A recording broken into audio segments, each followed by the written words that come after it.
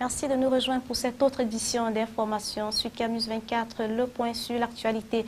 Journée nationale de l'éducation physique, l'apothéose de la dite journée, c'était ce 2 juin 2013 à Yaoundé. Les participants estimés à près d'1 millier, on prépare aux côtés du ministre des Sports et de l'Éducation physique, Adoum Garoua, à la marche sportive organisée pour la circonstance. Les activités de cette journée ont connu une mobilisation dans plusieurs destinations sur l'échiquier national et un rappel à cette 7e édition est placée sous le thème éducation physique et santé pour tous à l'aube de l'émergence.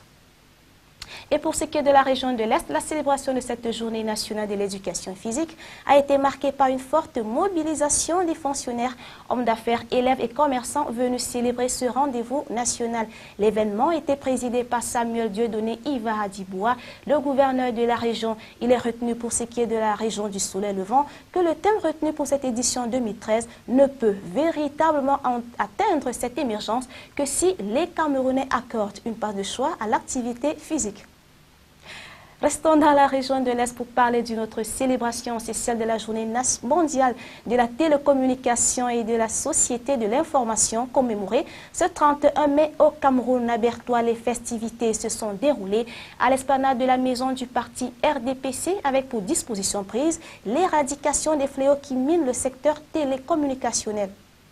Cette 141e édition articulée autour du thème l'éthique, les nouvelles technologies, les technologies de l'information et de la communication au service de l'amélioration de la sécurité routière. Et comme les précédentes éditions, le thème revient sur l'apport des services qu'offrent ces technologies pour un Cameroun tourné vers l'émergence. Le Front pour le salut national du Cameroun défie les partis concurrents aux prochaines élections législatives et municipales dans le Nord.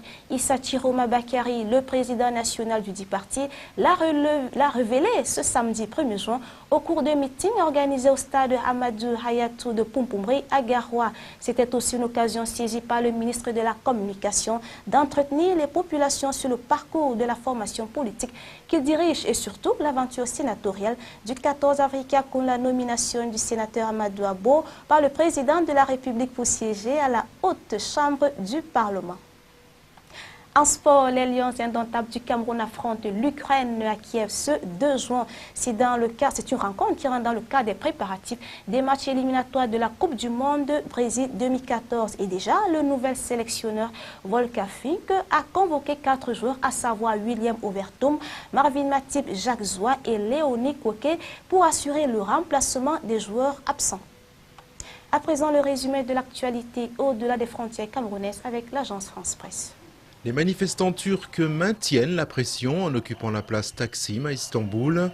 Après 2 jours de manifestations durement réprimées contre le gouvernement de Recep Tayyip Erdogan, ce dernier avait lâché du lest et ordonné à la police de se retirer. Le bilan des tornades dans l'Oklahoma et les États voisins du Midwest américain s'alourdit. Le dernier bilan fait état de 14 morts, dont 2 enfants. L'Oklahoma avait déjà été dévasté le 20 mai dernier par une tornade qui avait fait 24 morts dans la ville de Moore. En Égypte, la justice invalide le Sénat et la commission constituante. La Haute Cour a jugé non constitutionnelle la loi ayant régi l'élection du Sénat, ainsi que les critères de sélection des membres de la commission constituante. 2 nouvelles élections législatives sont attendues pour l'automne prochain. Après le mariage homosexuel, le gouvernement s'attaque à une réforme elle aussi hautement sensible, celle des prestations familiales. Les arbitrages seront annoncés lundi et le but est clair, rétablir l'équilibre de la branche famille de la sécurité sociale d'ici 2016. Hypothèse privilégiée, une modulation du montant des allocations familiales en fonction des revenus. 60 ans de règne pour Élisabeth II d'Angleterre. 1 an après les cérémonies du jubilé de diamant, la reine célèbre jour pour jour le 60e anniversaire de son couronnement, en privé dans son château de Windsor. Mardi, elle assistera à une messe à Westminster, en présence de quelques 2000 invités. Merci pour votre attention. Les informations continuent sur CAMUS 24 et sur son site camus24.net.